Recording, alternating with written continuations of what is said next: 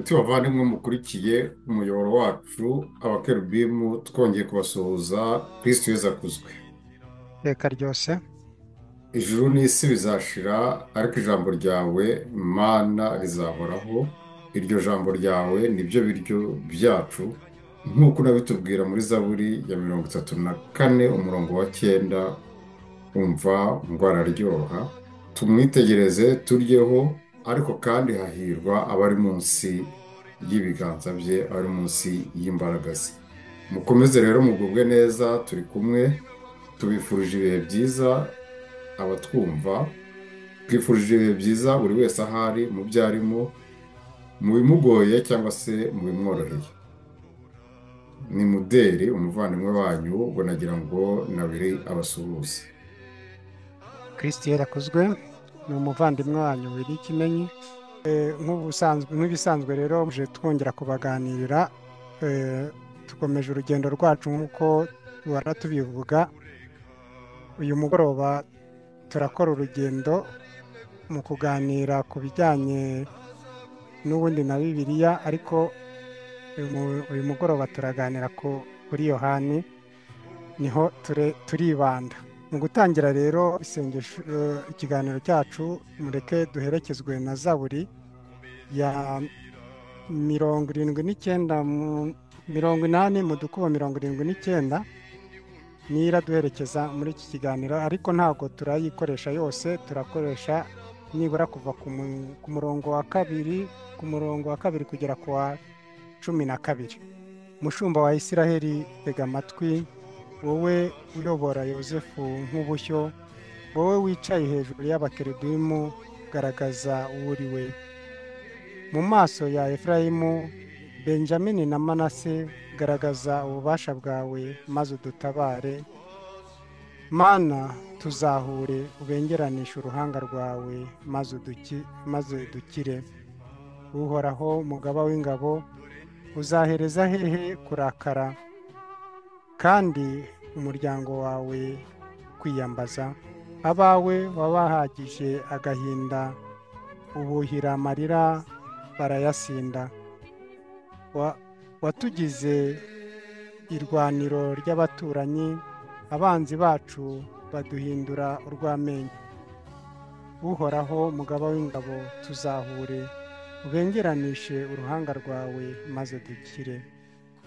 Mu Misiri wahagemuye umuzabibu, wirukana amahanga ngo wongere uwutere. Wawukijije ibyari biwubambiye, nawo ushora imizi, ukwira igihugu cyose.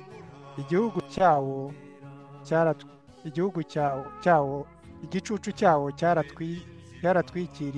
cyatwikiriye imisozi, maze amashami yawo yugamisha amasederi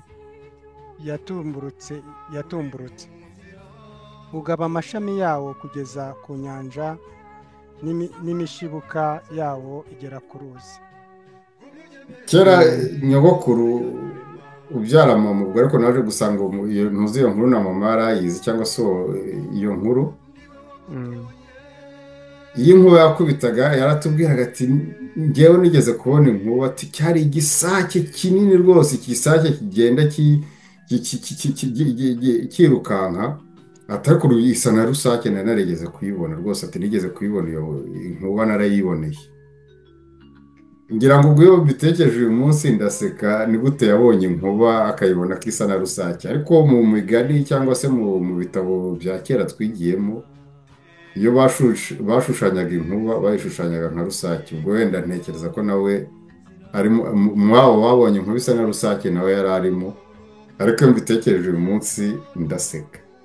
Ubwo rero nimuza no kureba inyuma ku kiganiro, ndavuga inyuma yanjye nashyizeho iki? Nashyizeho umurabyo w'inkuba.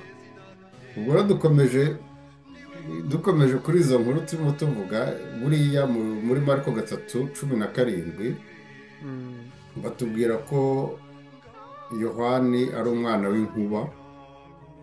Ubwo wenda waza no kuhasoma, ubwo bavuga ntoza Boronagese, cyangwa se umwana w'inkuba. Mariko gatatu makumyabiri cumi na karindwi mariko yohani donc urasoma muri mariko gatatu cumi na karindwi, ariko iyo batubwira yohani bamutubwira nk'umwana w'inkuba. Mhm. naje gukurikira ibiganiro binyuranye cyangwa se kumva abantu banyuranye, iyo bavuga uyu mwana w'inkuba baba bashaka kutwereka ko ngo yageraga amahane, kuko hari n'aho avuga ati abo bantu biha guhanura tutari kumwe. Avuga ati abo bantu biha guhanura tutari kumwe, uwamanura inkuba ikabakubita, tuhamanura inkuba ibakubite. Ubwo rero abantu bakavuga bati nyine yagiraga amahane n'ibindi nk'ibyo, ubwo ntaho babihera. Ubwo rero kuri iki kiganiro navuze ko ari umwana w'inkuba kandi numva ntibeshye. Kubera iki ari umwana w'inkuba? Inkuba itwibutsa iki muri Bibiliya iyo bavuze inkuba? Kuko batubwira inkuba zizakubita mu gihe cy'imperuka. Ubwo turi muri Matayo 24 cyangwa se Luka 21. Iyo batubwiye inkuba dufite ibintu bibiri. Ikintu cya mbere dufite ku nkuba, ubwo wahageze ngo wasome muri mariko gatatu cumi na karindwi. yego nahageze. Mm, Na yakobo mwene zebedeyi na yohani mwene na yohani umuvandimwe we ari bo yahimbye irya Boanergesi, bakavuga bene inkuba. Yohana umuhungu w'inkuba. Ubu tuno tuntu tuba tujya duhishe muri biriya rimwe rimwe umuntu adatindaho, ariko ndagira ngo nkagaruke aka kantu noneho tubone uvuga Yohana. Inkuba irangwa n'ibintu bibiri nako bitatu. Hari umuriro cyangwa se urumuri, hari urusaku, hari n'uko igukanga ukabibona ko bigukanze ukabibona.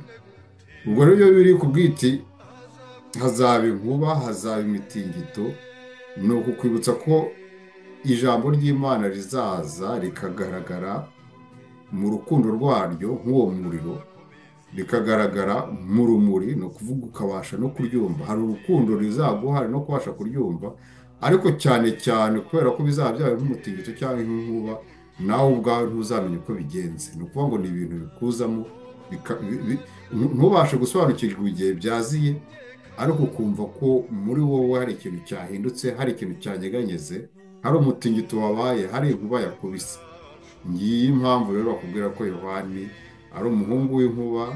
Ni uko iyo Yohana akwigishije hari umutingito muri wowe ugomba kubaho. Uwo mutingito rero Yohani atangira muri rimwe atwibutsa yuko urumuri rwaje ku isi, ariko umwijima ukanga kurwakira. Ubu ni Yohani rimwe. Ubwo sinirwa mvuga, ubwo wenda ndaza kubivugaho nje kuvuga icyo twasigarana, ariko noneho urumuri rwaje ku isi twanga kurwakira, cyangwa se isi yanga kurwakira. Hari abantu wenda ubwo n'ikibazo baheruka kutubaza, ariko iyo Yezu batubwiye ngo Yezu yagiye no mu mwijima, nako yagiye mu mwijima, Yezu yagiye ikuzimu, utekereza ikuzimu nk'imva. Ariko iyo akubwiye ikuzimu ujye wumva umwijima, cyangwa se ibintu bibi wowe ubwawe cyangwa njyewe ubwanjye nshobora kubamo. Ibyo Yezu yiteguye kubijyamo, nawe witeguye kumwakira. Ikibazo rero ni uko yiteguye kugukura muri uwo mwijima, yiteguye kugukura muri uko kuzimu. Ni nayo mpamvu bavuga ngo yaje mu kuzimu, yagiye gushaka abantu mu kuzimu, ariko yiteguye kubikora, yewe aranahari, ariko se witeguye gukingura ngo ajyeyo? Icyo ni icya mbere duhita tubona muri Yohani iyo tukitangira. Sinirwa mvuga kuri kariya gace ka mbere kugera kuri 18, aho agaragaza ubumana bwa Nyagasani Yezu Kristu. Ariko Yohani ntabwo atangirira ku kuvuka kwa Nyagasani, ahubwo uko kuvuka akutubwira muri kangahe? Muri gatatu nibwo aganira na Nikodemu. Noneho Nikodemu bakageraho mubwira ati ariko se nk'umuntu w'umuhanga nkawe ni gute utazi ibyo bintu? Kuko Nikodemu yatangiye kumubwira ati umusaza nkanjye urimo kureba imvi mfite. Ubwo yari yatekereje ibigango cyangwa se n'amadiplome cyangwa n'ukuntu abantu bamwubaha, avuga ati kakana katangiye kumubwira ngo nzongera mvuke, karimo kubona uwo kabwira, uzi uwo ndi we sha? Nababwira ati ariko se umuntu w'umuhanga muri Isirayeli utazi ibyo bintu ahubwo uzi iki? kuvuka ubwo noneho bibiri nako yohani yandika ivanjiri ye aho itandukaniye n'izindi kuko nta na kintu na kimwe urebye bihuriyeho, aho icyo washaka kwerekana ni iki, ni uko ababwira ari abantu bazi ibyanditse. Icyo ni cyo cya mbere, ibyanditse batuye babizi. Yewe ababwira ni abantu bazi ibya Matayo, bazi ibya Luka, bazi ibya Mariko, ahubwo ubwo batakibasha noneho gutandukanya ibyo basoma nk'inyandiko ngo babihuze noneho n'ubumana bwabyo, kuko hari inyandiko hari n'ubumana bw'izo nyandiko. Bo rero baguma ku nyandiko, icyo ngicyo nicyo kimubabaza. Ubwo noneho akaza yigisha cyangwa se abigisha agerageza kubabwira ko hirya y'izo nyandiko ari ubumana gusa. Ngiki kimushishikaje, kuko iyo nawe arimo kubabwira kuvuka, kandi wowe kuvuka byanditse muri Bibiliya, ntabwo ikibazo afite ari ukuvuka. Biradusobanura iki kuvuka, nicyo ashaka gusobanura. Muri Bibiliya handitsemo urumuri, urumuri rwaje ku isi ariko isi ntirwakire. Ibyo ntabwo ari cyo kibazo afite, kuko urumuri buri wese abona izuba buri gitondo. Izuba turibona buri munsi, ariko se iryo zuba ritubwira iki? Ngiki kimushishikaje. Ubwo rero mu kiganiro ajyana Nikodemu agerageza kumusobanurira yuko kuvuka ari ukwakira ijambo ry'Imana. Ngiki gisobanuro aha Nikodemu. Icyo gisobanuro nanjye ndifuza ko kiba icyanjye. Kuvuka ni ukwakira ijambo ry'Imana. Uwakira iryo jambo wese aba umwana w'Imana. Ngiki cyo bita kuvuka, kuba umwana w'Imana. Ubwo rero ibyo ngibyo bishobora no gutuma wumva noneho gupfa ni iki, cyangwa se kubaho utariho ni iki, ni igihe cyose utakira ijambo ry'Imana. Arakomeza ubwo ngubwo nanone muri gatatu, ubwo gatatu 15, 14 kugera kuri 18, Imana yakunze isi kugeza aho itanze umwana wayo. Ni uko tubivuga. Njye ntabwo ari uko mbisoma uyu munsi, nta nubwo ari uko nshaka kubisoma. Imana ikunda isi ikaduha n'umwana wayo. Ni ukuvuga ngo ni ibintu biriho, ni ibintu bikomeza, ntabwo ari ibintu byabaye mu gihe, ni ibintu biriho kandi bihoraho. Imana ikunda isi, ni ukuvuga Imana ikunda umuntu, ubishatse imuha umwana wayo, ni ukuvuga imuha ijambo ryayo. Iryo jambo turarifite, riri imbere yacu, ni nayo mpamvu yitwa uhoraho. Ariko noneho kuryakira nibyo bituma wakira urukundo rw'Imana. Aho turi muri Yohani 3. Yohani 1 twavuze, ikintu cya mbere twavuga muri Yohani 1 nababwira gusigarana, mugomba no kujya musoma buri gihe, ni uko muri Yohani 1:29 batubwira yuko Yohani Batista avuga ati dore ntama w'Imana. Nyamuneka wowe wigisha, niba utavuga ngo dore ntama w'Imana, ushatse wabireka, kuko nta kindi ushinzwe uretse kwerekana ntama w'Imana. Muri Yohani 3:27 nanone Yohani Batista arongera akavuga nta kintu na kimwe twiha uretse ikiva mu ijuru. Yohani 3:27 ushatse wahasoma, ariko ushatse ubwo nanone n'abantu muze gufata umwanya cyangwa muzafata umwanya musomere mu 29. Umuntu wese ubigisha niba atababwira ati dore ntama w'Imana, dore ukiza ibyaha by'abantu, inyigisho ye nta kimaze, kuko arimo gushaka gufata umwanya utari uwe. Ari nabyo Yohana agarukaho muri 3, Yohani Batista 3:27. Wahadusomera? yego. Aratubwira ngo Yohani aramusubiza ati nta muntu ugira icyo atunga atagihawe no mu ijuru. Nta muntu ufite ikintu na kimwe atagihawe n'ijuru. Niba ibyo uvuga utabihabwa n'ijuru, n'ubundi ushatse wabyihorera. Ni nayo mpamvu ugomba kureka ijuru rikaguha mbere yo kugira ibindi uvuga ngo ugiye gutanga. Ubwo muri Yohani nanone turacyakomeza muri Yohani, turajya kuri 4. Kuri 4 dufite ivanjiri ivuga amazina yose ushobora guha Yezu. Ni ngo dufite Yezu nk'umucunguzi, dufite Yezu nk'umuhanuzi, dufite Yezu nk'umwami. Ibyo ngibyo tubisanga muri Yohani 4. Nushaka amazina ya Yezu, Yezu nk'umucunguzi, Yezu nk'umwami, Yezu nk'umuhanuzi, ibyo tubisanga muri Yohani 4. Ibyo ngibyo ni ikiganiro ajyana n'umugore asanga ku iriba rya Yakobo. None iryo riba rya Yakobo akamubwira ati mpa ku mazi. Bakagenda baganira, kugeza ubwo umugore yumvishe neza ko arimo kuvugana n'umuremyi we Nyagasani Yezu Kristo. Aho uwo mugore ahava ajya kwigisha. Ibyo mpora mbibabwira, igihe cyose kiliziya itarabasha kumenya Yezu, nta mbaraga zo kwigisha iba ifite. Ibyo isigara ikora nibyo nakwita kurangiza umuhango, gukora ibyo ntuyemenyeye, icyo bita kumenyera Imana, bivuge gutyo. Ariko imbaraga zo kwigisha za zindi ziguhagurukamo, kuko uriya mugore nicyo ahagarariye, ntazo uba ufite. Uriya mugore rero atubere urugero, dutangire twige, tumenye ko Yezu ari umwami, tumenye ko Yezu ari umuhanuzi, tumenye ko Yezu ari umucunguzi. Icyo gihe nitubimenya tuzajya kwigisha. Yohani 4 umurongo wa 24 kugera uwa 21 kugera ku 24 atubwira yuko, ubwo waba uhashaka ukahadusomera, atubwira yuko ugucungurwa kwacu kuva ku Muyahudi, ariko hejuru y'ibyo ngibyo igihe kirageze, kandi ni iki ngiki, ko abasenga by'ukuri basenga Imana mu mwuka no mu kuri. Uwo ni Yohani 4 kuva kuri 21 kugera kuri 24. Niba wahageze wahasoma. Yego, nahageze. Nyagasani aratubwira ngo kuri uwo murongo kuva kuri 21, Yezu aramubwira ati, mugore nyemera, dore igihe kiregereje, ntimube mugisengera Imana kuri uyu musozi cyangwa se i Yeruzalemu. Mwebwe musenga uwo mutazi, naho twe dusenga uwo tuzi, kuko umukiro uturuka mu Bayahudi. Igihe kiregereje ndetse ngiki cyageze, maze abasenga by'ukuri bakazasenga Imana Data umutima utaryarya, kuko abayisenga batyo ari bo Imana Data yikundira. Imana ni roho, bityo abasenga bajye basenga by'ukuri bayobowe na roho.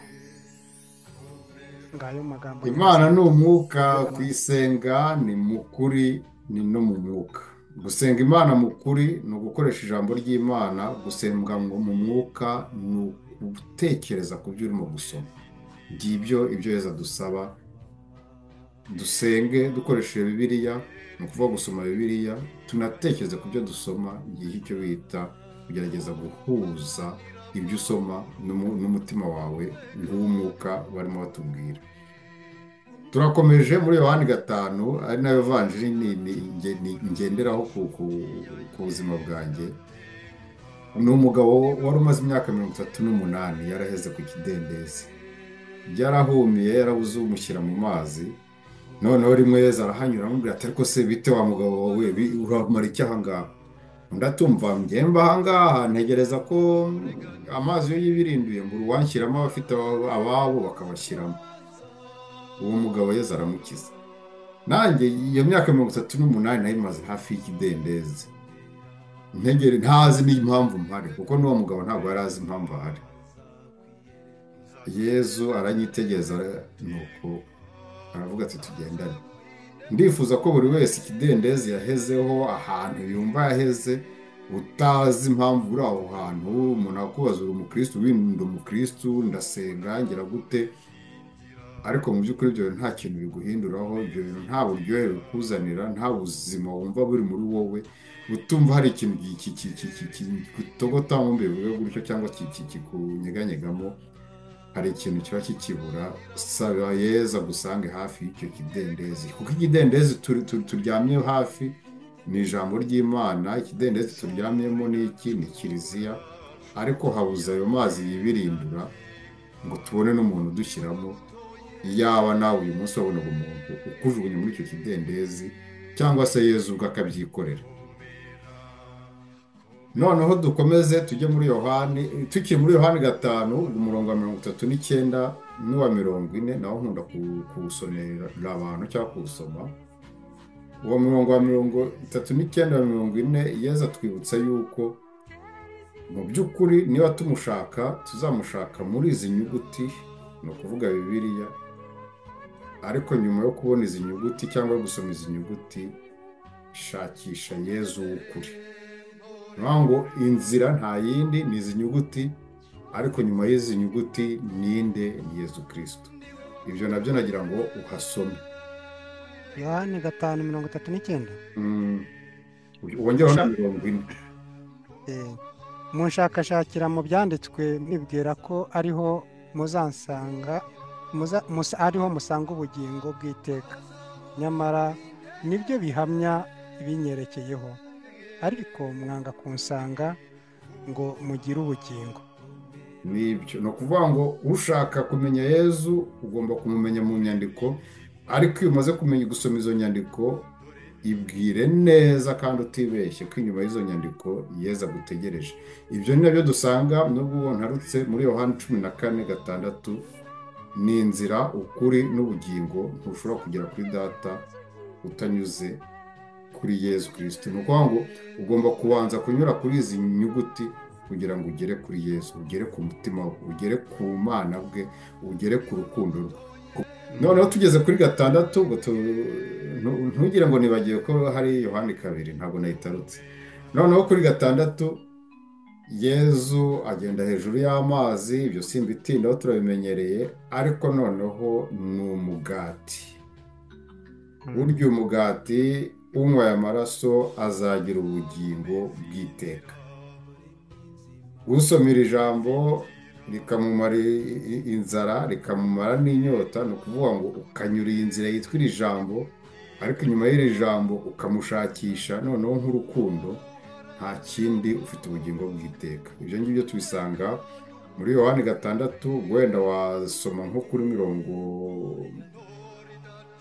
wenda navuga nka 53, Yohani 6:53, kuko ubwo Yohani 6 n'umugati, ariko wasoma 53, noneho kuri 63 akongera agasubiramo akatubwira ngo ibyo mbabwira nibwo bugingo, ni nawo mwuka. Ibyo atubwira nibwo bugingo, ni nawo mwuka. Ibyo ngibyo tubifite muri Yohani 6, ariko wasoma 53 ubwo tukumva ikirimo. Yego, Nyagasani aratubwira ngo, uwo murongo uratubwira ngo, Yezu arabasubiza ati, ndababwira ukuri koko, nimutarya umubiri w'umwana w'umuntu, ntimunywe n'amaraso ye, ntimuzagira ubugingo muri mwe. Umwana w'umuntu nk'ijambo ry'Imana, niba tudashaka kunyunyuza iri jambo ry'Imana nk'amaraso cyangwa ukuri, ngo turye iri jambo ry'Imana nk'umugati cyangwa urukundo rw'Imana, nta kindi, turacyata igihe cyacu, turakizenguruka, turacyari muri twinshi. Ibyo ni nabyo tubwira muri Yohani 5, umurongo wa 43 kugera ku 45. Aratubwira muri Yohani 5:43, akavuga ati, ikibabaje, ndimo kwivuga gutya, ikibabaje ni uko bagenda bakajya kumva izindi nyigisho, bakajya kumva abandi, aho kugira ngo kumva abandi biraboroheye. Ngo iyo umuntu atangiye kukubwira ibintu byo kujya kuraguza, agatangira kukubwira ibintu bidasobanutse, agatangira kukubwira yuko ngo nukora ku giti kizaguhangwa ngo umugisha, ngo nujya uraza ngo amazi ku musego ngo uzajya usinzira neza, ibyo ubyumva vuba. Nyamara wasinzira neza wasomye Bibiliya, wasinzira neza wasenze Nyagasani Yezu Kristo. Ibyo ngibyo nibyo bitotsi bya mbere. Ariko noneho ukubwiye ako kantu koroshye, akubwira ati, yewe igihe uzamanika iki n'icyo ku rugo rwawe, urebe ukuntu amahoro ahinda, ati uzagira umusaraba ukuntu uza ku muryango neza, urebe ukuntu nta muntu uzigera yinjira iwawe.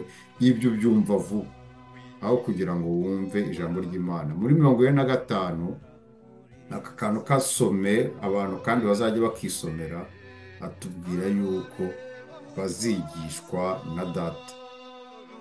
Yohani 6:45, bazigishwa na data. Nta wundi ushobora kukwigisha, kugira ngo wigire ijambo ry'Imana, ntabwo ari abantu bari kwigisha, ntabwo ari abantu bari gukiramo, ahubwo iri jambo nta wundi uri guha uretse ko data aba yagutoye. Hasome. Yego.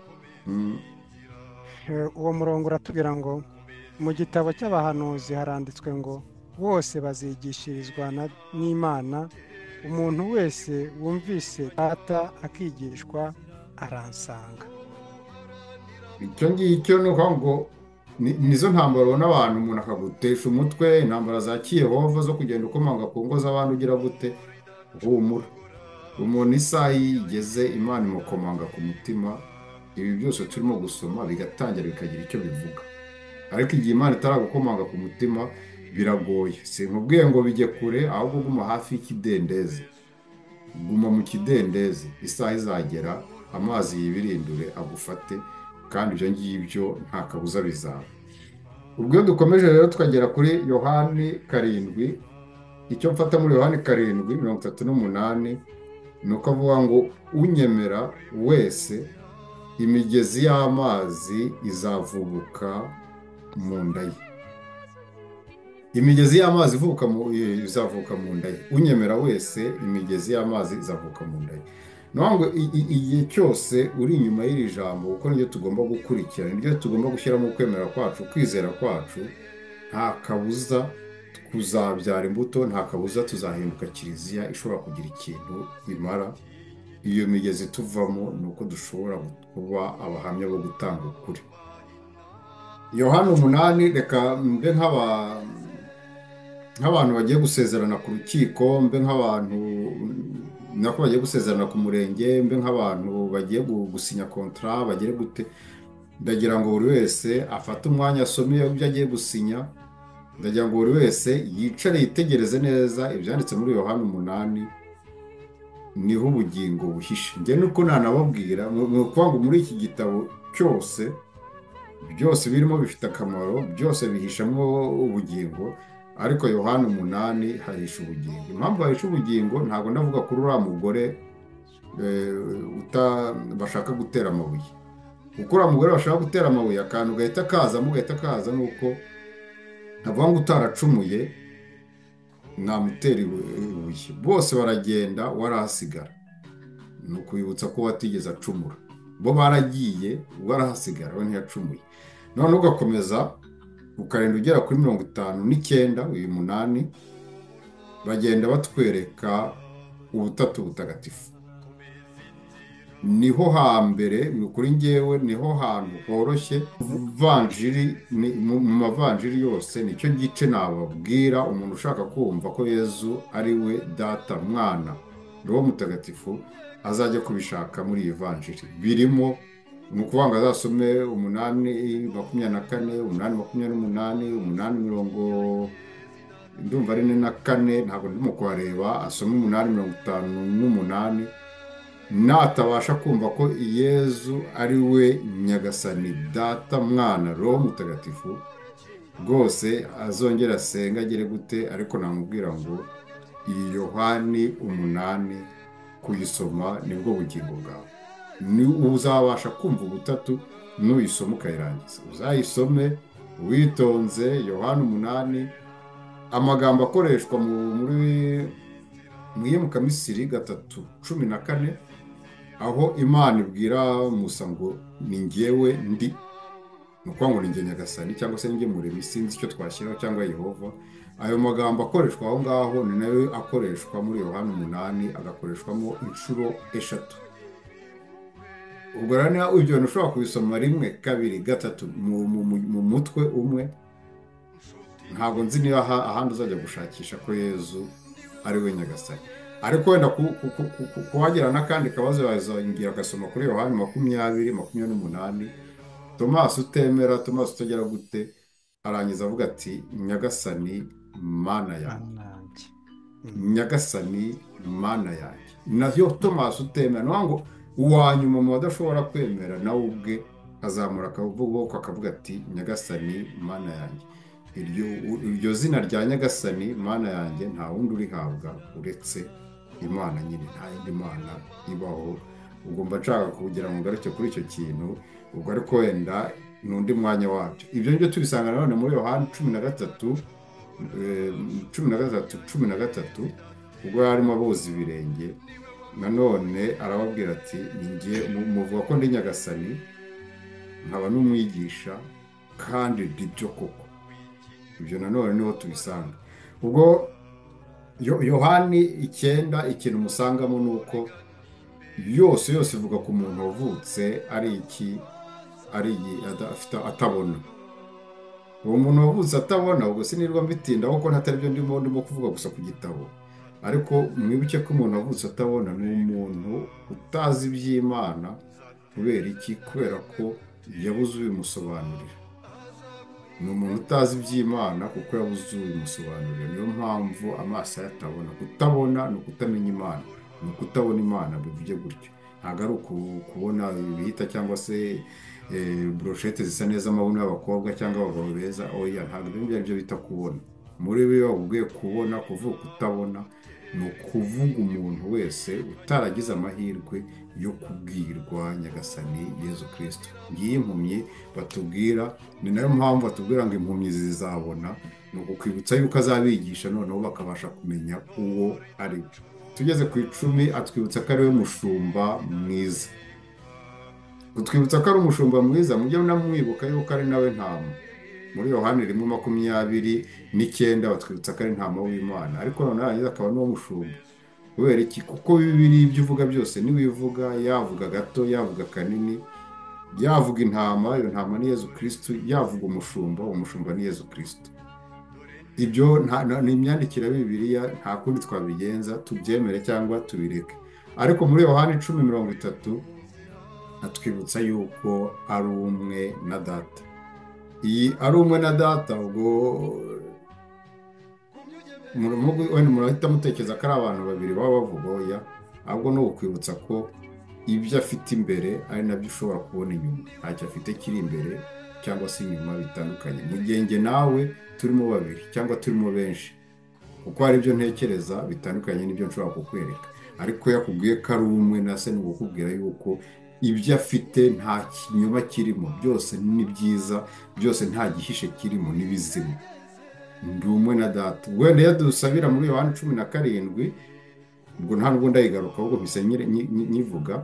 Iyo tubwira muri Yohani 17 avuga ati bose baba umwe nk'uko njye na Data turi umwe, ni ukukwibutsa yuko byaba byiza njyewe asabira ibyo ntekereza ari nabyo nshyira mu bikorwa, aho kugira ngo habe njyewe ufite ibyo ntekereza cyangwa mvuga bitandukanye n'ibyo mfite mu mutima cyangwa nkora. Ngibyo ibyo bita kutaba umwe. Kutagira ubumwe ni ibyo ngibyo. Mbere yo kwifuza ko mba umwe n'umuyisilamu, mba umwe n'umuntu duturanye cyangwa tudaturanye simbizi, mba umwe n'umukongomani, mba umwe n'amoko yo mu Rwanda, bivuge gutyo. Ibyo mbere yo kwitekereza gutyo, mbanze njyewe mba umwe, ni ukuvuga ngo ibyo ntekereza ku mutima ari nabyo bigaragara inyuma. Ngiki icyo bita ubumwe mu rwego rwa Bibiliya. Ntabwo ubumwe ari ikibazo cya politike cyangwa se cya porogaramu ya politike. Ubumwe ni ikibazo cy'umutima wanjye utemeranywa n'ibikorwa byanjye. Ngiki icyo bita kubura ubumwe.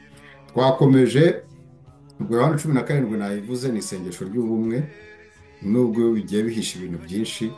Yohani 10 nayivuze, 11 ni ukuzuka kwa Lazaro. Lazaro uzuka, mujye mwibuka yuko Lazaro ahagarariye abanyamahanga. Ni ukuvuga ngo n'ibizenguruka inyuma ya Lazaro byose biba bihagarariye abanyamahanga. Ibyo ngibyo wenda tuzabigarukaho. Ariko Lazaro uzuka ni ukukubwira yuko Yezu si uw'Abayahudi gusa, Yezu yaje gukiza n'abanyamahanga, kandi abanyamahanga nabo ntibari bahagaze neza, bari barapfuye. Ugakomeza 12, ubwo noza ni ku muryango wa Lazaro biriho. 13 twayivuze. 14 Yezu ni inzira, ukuri n'ubugingo, akatubwira Roho Mutagatifu uzaza. Noneho 15 ni igiti, twebwe tukaba amashami. Ngira ngo nanone nababwiye yuko biriya nta kindi ivuga uretse Yezu. Yezu aba akabuto akajya mu butaka, Yezu aba igiti cy'inganzamarumbu, Yezu aba urubuto, Yezu aba n'amashami. Natwe kandi ni uko nguko bigomba kugenda. Kubera iki? Aba muri gitoya akaba mu kinini, kubera ko ari Arufa akaba na Omega. Noneho muri Yohani 16 batubwira Roho Mutagatifu. Roho Mutagatifu ugomba kukubwira icyaha cyawe, akagucira urubanza, kandi noneho akakwereka ibyo ugomba gukora. Ibyo ni Yohani 16. Ubwo 18, 19 turimo ku rubanza rwa Yezu. Ubwo 20, 21 turi mu kuzuka kwa Yezu. Muri makeya, igitabo cya Yohani nkivuze nihuse ni ibingibi naba mvuze, ariko nkaba natarutse kabiri. Iyo kabiri nkaba nshaka kwigarukaho hamwe na 19, na Yohani 19. muri yohani kabiri batubwira yezu ujya mu bukwe bw'ikana akajyana we na mama we, noneho divayi ikaza gushira, divayi yamara gushira yezu bikaba ngombwa akabyivangamo, abantu bakanywa bagahaga, kandi divayi barimo kunywa iryoshye. Ibyo turi muri yohani kabiri, umutwe wa kabiri. Noneho muri yohani 19 hari urubanza, urwo rubanza rwari rugeze kure, yezu twibutsa yuko ubwami bwe atari ubwo kuri iyi si. 19:38 nuko 18:36. Noneho 19 kuri 25 kugera kuri 27 batubwira abantu bari munsi y'umusaraba. Hari abagore batatu niba ntibeshye, muri abo bagore batatu harimo Bikira Mariya. Noneho hakaba na Yohani turimo kuvuga muri iki gitabo.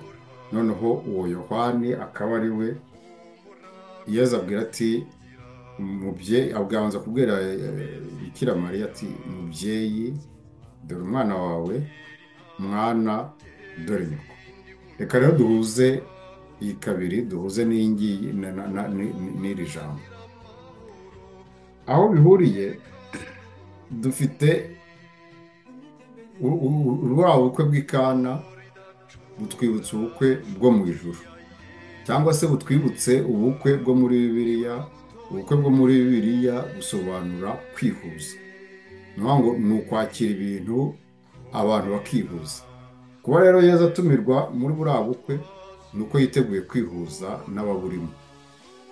We nka jambo, ni ukuvuga ngo ijambo cyangwa jambo aje kwihuza nabo. Hari intumwa 12 zose ziriyo, ni ukuvuga ngo kiliziya yose irateranye. Kiliziya iteranye iruhande rw'ijambo, ijambo ninde? Ni Yezu Kristu. Ni ukuvuga ngo kiliziya igomba kuranga ikintu cya mbere kigomba kuranga kiliziya ni ijambo ry'Imana. Ijambo Yezu arahari. Kiliziya irangwa n'intumwa, ni ukuvuga ibigize byose, ugomba bivuge gutyo, kuko ziriya ntumwa n'ibigize kiliziya byose nta na kimwe ukuyemo.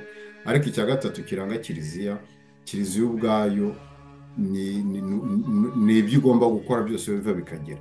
Ibyo ugomba gukora ni ukwigisha, ibyo ugomba gukora ni urukundo, ibyo ugomba gukora ni urukundo, kwigisha. Ariko hari n'ibindi byinshi biba bigaragaza muri kiliziya. Harimo indirimbo, harimo inyigisho, ni ibintu byinshi bishobora gukorwa muri kiliziya. Ibyo byose rero bigahurira mu ki? Bigahurira mu ntumwa 12. Niyo mpamvu ari 12, 12 ariko ubwo wenda nzayigarukaho sindayitindaho. Yezu rero bamuzanira amazi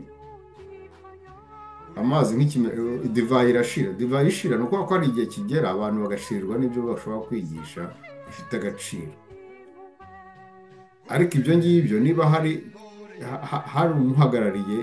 uhagarariye kiliziya, niwe ugomba kubibona ko abantu baguye.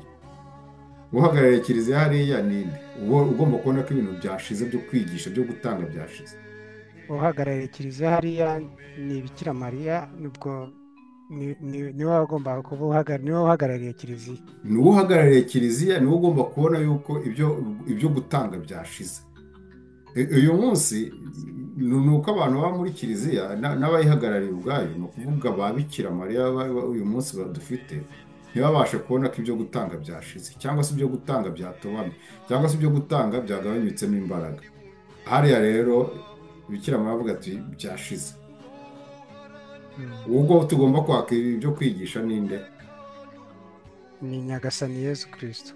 Niwe abwira, kuko ntabwo abwira Petero, ntabwo abwira Yohani, ntabwo abwira izindi ntumwa, oya, abwira Nyagasani Yezu Kristo. None ubwo ngubwo iyo amaze kumubwira ikiba, Yezu abavomesha amazi, akayabavomesha mu ntango esheshatu, intango esheshatu, nk'ikimenyetso cya kiliziya ya kera.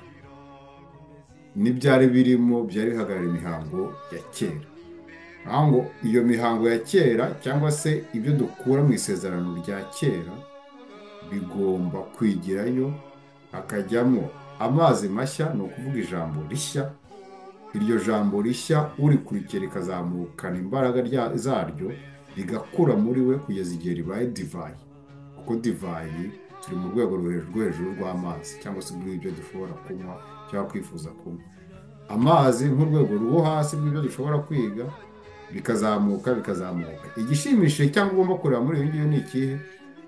Ni uko duhera ku bya kera byigirayo tukagera ku bishyashya, noneho abantu bagasigara bavuga ngo ubusanzwe iyo twanyweye divayi turangiriza kuzabeshya. Kuvuga iki?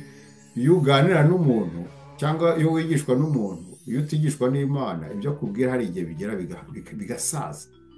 Ngira ngo uyu munsi n'ubu ntakubeshye, hari abantu mwatangiranye wiyumva ibyo bakwigisha, ariko wagera hagati ukavuga uti no, divayi ye yabishye. Ni ukuvuga ngo divayi yabishye. Hari abantu bakwigisha wagera bakavuga uti no, byabishye. Hari ibitabo wasomaga ariko wagera aho ngaho ukarambika hasi. Kubera iki? Kubera yuko divayi uko ugenda iyo divayi yabo uko ugenda uyinywa cyangwa uko bagenda bayiguha igira ikabira. Ariko ufata divayi yitwa ijambo ry'Imana, divayi iri jambo ry'Imana ntishobora gushira uburyohe, ahubwo burushaho kwiyongera. Igihe cyo hariya barimo kukubwira uburyohe bw'iri jambo ry'Imana ntibushobora gushira, ntibushobora kugabanyuka, ahubwo buriyongera. Ngira ngo wenda no mu kimenyetso cya Ukarisitiya tuba dufite, kuko ntawe uvuga divayi atavuze n'Ukarisitiya cyangwa atavuze umugati. Mu kimenyetso cy'Ukarisitiya barakubwira ngo yaba n'akavungu kayo gakomeza abarimo wese, kandi uburyohe ni bumwe. Ijambo ry'Imana n'akadomo karyo, uburyohe bukomeza kuba bumwe, ntibushobora kugabanyuka, ahubwo uko urya uwo mugati cyangwa unywa iyo divayi irushaho kuryoha.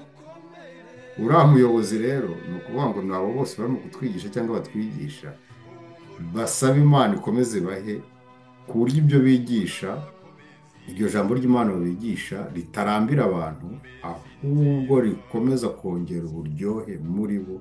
Nguwo umwigisha dukeneye, nguwo umwigisha wamaze guhorana Nyagasani Yezu Kristu, nguwo umwigisha ugendana na Bikira Mariya, Bikira Mariya nk'umwamikazi wa Kiliziya. Noneho rero muri 19 ubwo turongera tugaruka ku bintu bisa n'ibi ngibi. Intumwa zose zagiye. Iyi Yohani dufite ku musaraba, Yezu avuga ngo dore umwana wawe, akabwira Bikira Mariya dore, nako abwira ati dore nyoko, nakubwira Bikira Mariya dore umwana wawe. Yohani ni ikimenyetso cy'urukundo rudashobora kuva hafi ya Kristu. Urukundo rugendana na Kristu, ikiri urukundo cyose kiba cyabaye icye. Niyo mpamvu ari hariya hafi y'umusaraba abandi bagiye.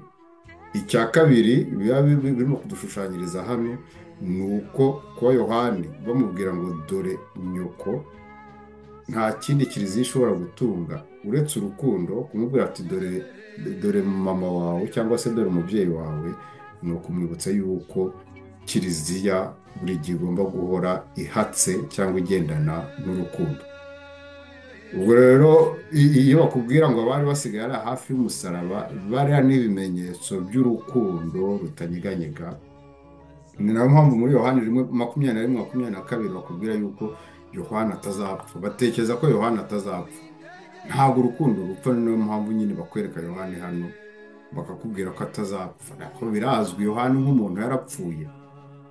Ubwo rero Yohani, ndangize, Yohani ni ikimenyetso cy'urukundo muri ziriya ntumwa 12. Petero ni ikimenyetso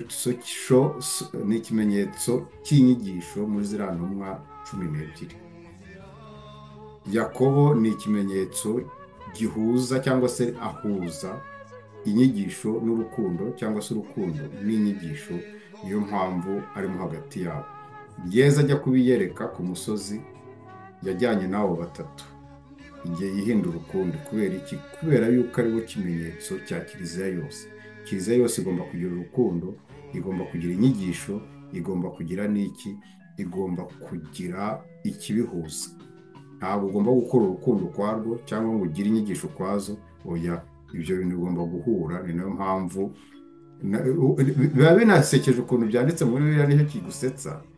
Aho ntuzi ubwo yivugira Yakobo ati nyereka ibikorwa byawe bitagira, nakunyereka inyigisho zawe zitagira ibikorwa, njye nkwereka ibikorwa byanjye, noneho turebe ufite ukwemera uwo ari we. Kuko ni ibintu byigaragaza, niyo unabisoma mu myandikire yayo cyangwa mu nyandiko uhita ubibona.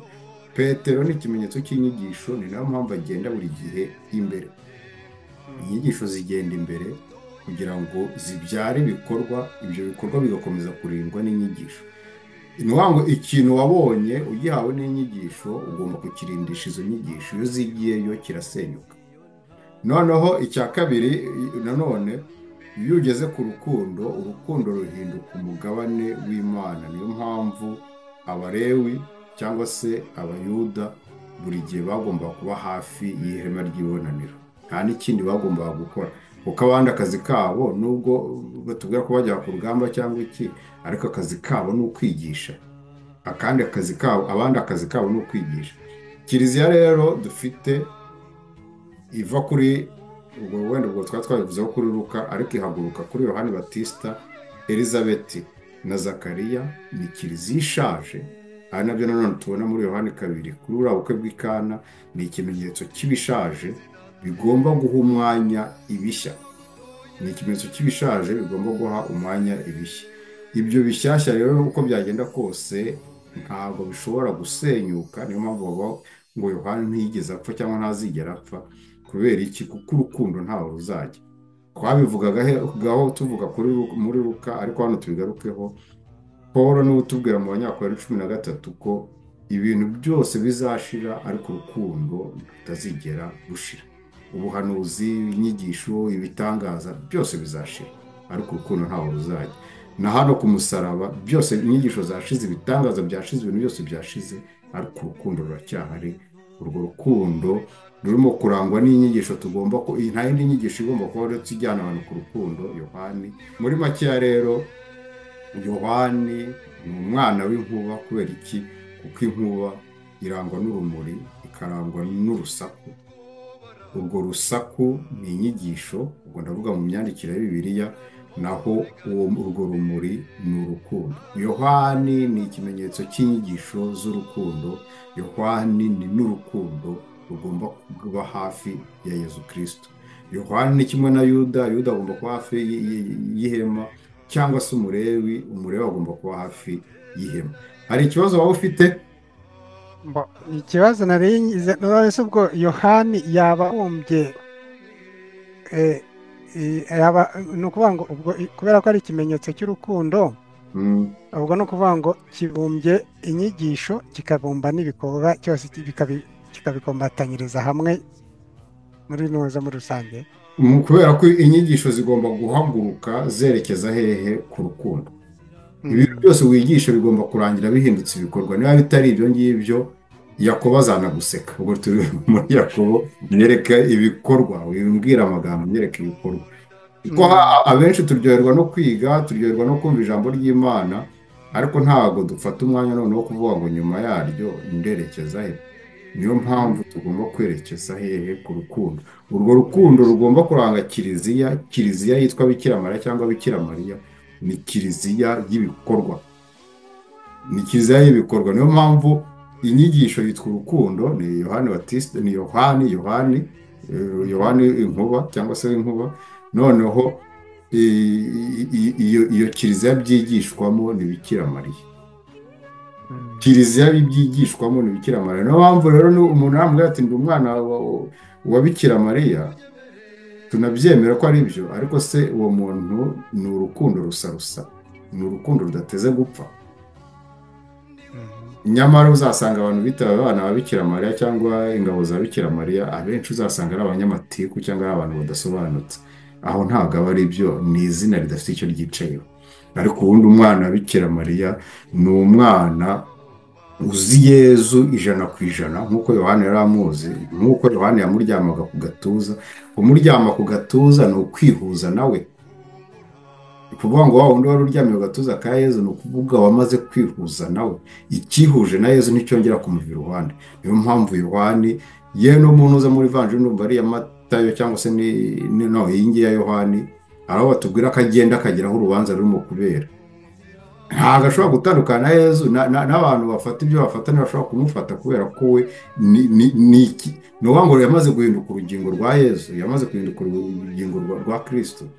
Muri makeya, iyo uvuze Yohani ujye wumva urukundo rukomoka kuri Kristo, urukundo rusa. mu gihe iyo wavuze Bikira Mariya cyangwa se iyo wavuze umubyeyi Mariya, icyo ugomba kumva ni kiliziya yigisha urukundo rufatika. mm, ubwo rero kiliziya zigisha urukundo rudafatika ntizishobora kuvuga Bikira Mariya, ntishobora no gutinyuka kumuvuga.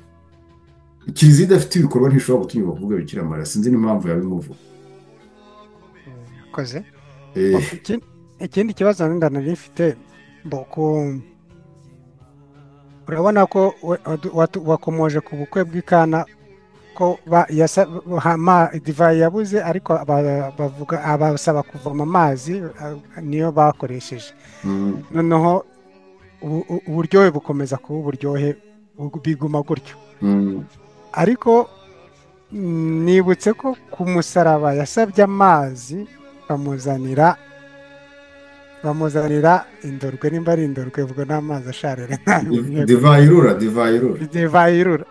Ubwo ayo mazi asharira cyangwa se iyo divayi isharira iyo yadusobanurira iki? Ko urumva ko byari bihindutse noneho ubwo ngubwo, kubera ko numva ibyo ari byo byose bijya kugira isano, ariko nanone bimwe biri muri sansi negatifu, ibindi biri muri sansi pozitifu. Wenda amagambo icyo tuzavuga wenda mu minsi iri imbere, ariko duhora tunabivuga, ni uko ibintu byanditse muri bibiri byinshi, amagambo agenda avuga ibintu bibiri. Nk'ubu twavugaga Yohani, umwana w'inkuba. Hari inkuba tuzabona zikubita zikica, ariko hari n'inkuba tuzabona kubera ko zivuga ibintu byiza. Ibyo byombi biba birimo. Ubwo rero kutubwira ko Yezu bamuzanira amazi hariya, amazi arura cyangwa se divayi irura, kuko ari vinegere, ubwo mu gifaransa bakoresha vinegere. Ntago wenda ndi bubitindeho ko tuzafata umwanya wo kwiga umusaraba cyangwa se kureba uko umusaraba twawita, ahubwo icyo kiganiro gishyiriwe hafi tuzakivugeho tuvuye muri Noheli, kuko tubivuze muri Noheli ntabwo byaba bihuye.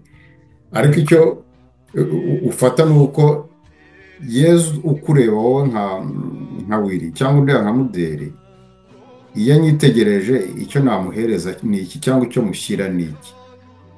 Niba andeba nshobora kumushyira ukuri mukomoraho, ni ukuvuga ngo muhaye amazi, ari nayo yasabaga uriya mugore muri Yohani 4, mpa ku mazi.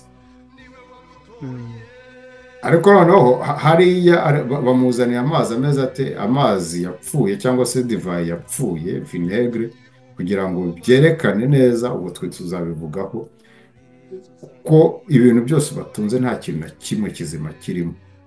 Ibimenyetso byose bikorerwa hariya ku musaraba, ibiba ku musaraba, byose bigenda byerekana imiterere n'imitekerereze y'abari imbere ye. Na kiriya kimenyetso rero cya divayi irura cyangwa se amazi yapfuye, ni ikimenyetso cyo kubereka ko kugera ku kanyuma batunze na kari ikinyoma, ari ikintu kidafite aho gihuriye n'ukuri, kugera ku cyanyuma. Ubwo nicyo biba bishushanya, ariko wenda tuzabigarukaho tureba ku musaraba, dushaka kureba neza ko ku bakunda gusoma mumenye yuko Yohani niwe muntu wa mbere werekana imbaraga z'ijambo. Ni ukuvuga ngo imbaraga z'iyi Bibiliya, imbaraga z'ibyanditse, ni Yohani ubikwereka. Yewe hari n'aho akubwira, wenda ntabwo mpibuka neza, ariko ndumva ari muri Yohani 3. Muri Yohani 3 hari aho akwibutsa neza ko igica urubanza ntabwo ari data, igica urubanza ni iri jambo.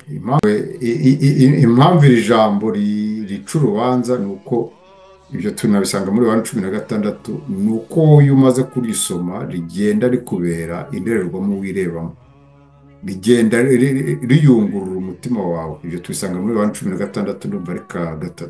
Iri jambo rigenda riyungurura umutima. Ubwo muri Yohani 17 arongera kukubwira ko iri jambo ari ryo rigutagatifuza, kuko imihango yose uzakora ntizigere igutagatifuza. Ikigutagatifuza ni iri jambo. Imihango uzakorerwaho yose ntizigere igutagatifuza niba itubatse muri iri jambo, ariko cyane cyane iri jambo niryo ryonyine rishobora kugutagatifuza, rikagukura mu cyaha, rikagukura mu bintu byose bibi ubamo, cyangwa se rikagukura mu mwijima, noneho ukabasha kubona Imana kandi kugendana nayo.